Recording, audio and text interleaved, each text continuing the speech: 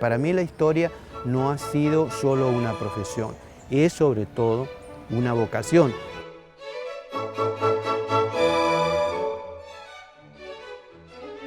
La Universidad de Costa Rica obtuvo una gran ganancia con la llegada de Héctor Pérez, pero no solamente la Universidad de Costa Rica, sino también la Universidad Nacional. Y yo considero que el doctor Pérez Brignoli escogió venir a Costa Rica precisamente por la fortaleza de nuestro sistema educativo público, porque él pudo haber tenido la posibilidad de ir a múltiples universidades alrededor del mundo.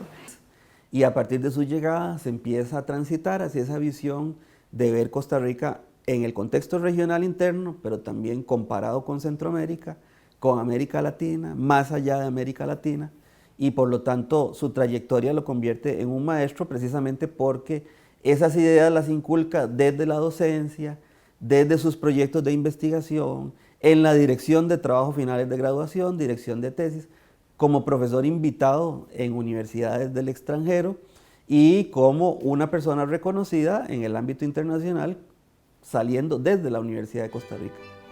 Conforme se consolidó en la Universidad de Costa Rica, el doctor Pérez Brignoli impulsó transformaciones significativas en la carrera de historia, junto a destacados historiadores nacionales y extranjeros.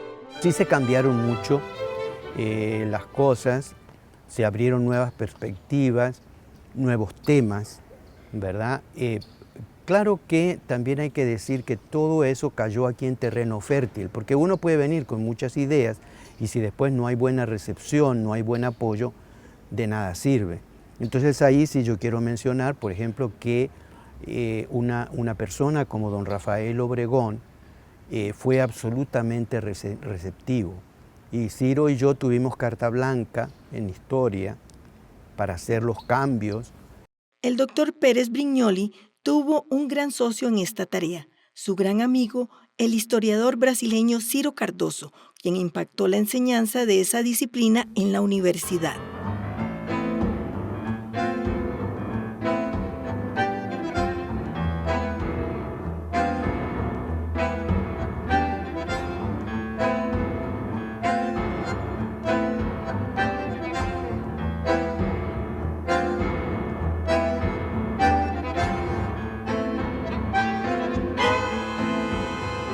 Mi interés por la historia nació, en realidad, yo desde niño tuve afición por la lectura, pero entonces de niño había unas colecciones de libros adaptados para niños, colección Villiquen y otras colecciones que circulaban mucho en esa época, y en esa colección siempre había muchos temas de historia. Sí, mi experiencia en París fueron para mí 2 años absolutamente decisivos por la edad, ¿verdad?, en que uno está también, que es el periodo ya como final de la formación académica. Cuando yo llegué tenía 22 años. Don Héctor fue formado en Francia en sus estudios doctorales, pero tenía como estudios de base la sociología y luego estudios de desarrollo y también estudió historia al mismo tiempo en Francia. Y entonces, bueno, en París yo creo que hubo básicamente 2 cosas. Bueno, el mundo europeo, París en esa época era una ebullición de ideas, acababa de pasar mayo del 68, de manera que era un hervidero político, pero también desde el punto de vista intelectual, París seguía siendo un centro de primer orden en los campos más diversos.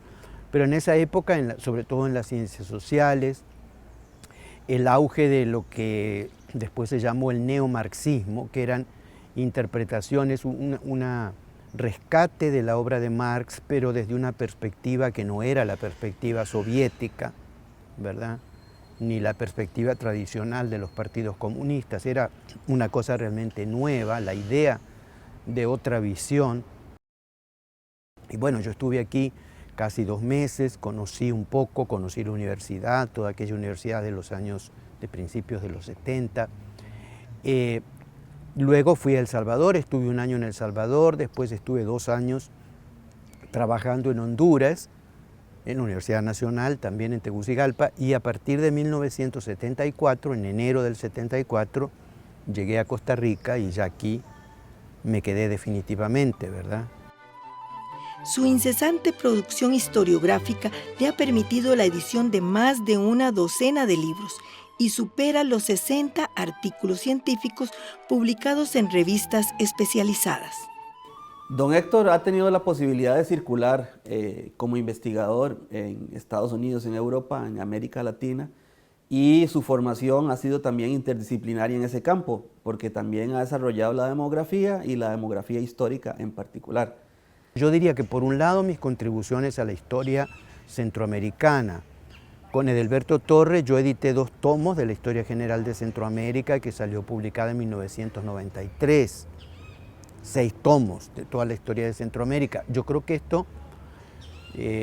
esos 6 tomos abrieron también nuevas perspectivas porque no existía nada de ese tipo para la región. Entonces eso fue un aspecto. Otro aspecto en que yo trabajé mucho es la demografía histórica, en este caso la demografía de Costa Rica. Y yo publiqué en 2010 este libro que se llama La población de Costa Rica, 1750-2000, una historia experimental, así se llama el libro, salió publicado por la editorial de la universidad.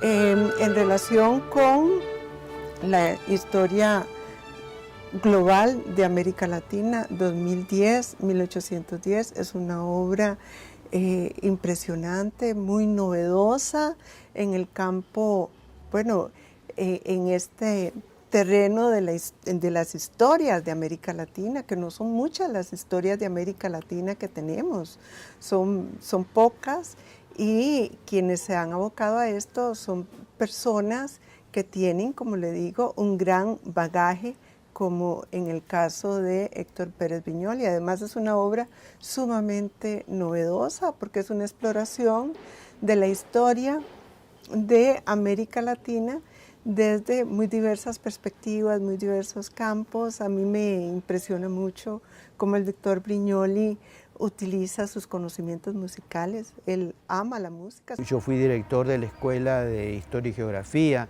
En esa época se creó el Centro de Investigaciones Históricas, se creó el posgrado en Historia, yo después dirigí el posgrado en Historia, creamos el doctorado en Historia. Bueno, y yo estuve al frente de todas estas cosas en los años 80, en los años 90, realmente hasta mi pensión. Tenemos que considerar el gran aporte del doctor Pérez Brignoli a la enseñanza, la docencia universitaria.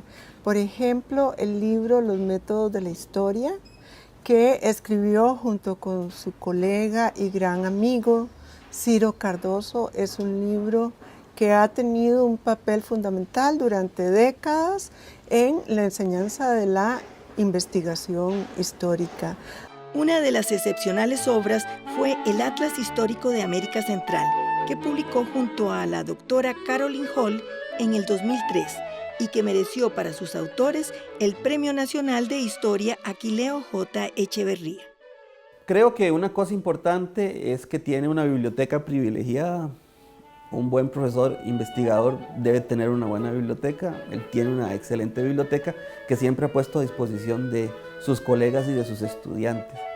Pero creo que esa trayectoria no había podido ser posible sin tener un apoyo, digamos, porque también es un hombre de familia, sin tener un apoyo de su familia. Desde el año 1972 está casado con la colega socióloga Yolanda Baires.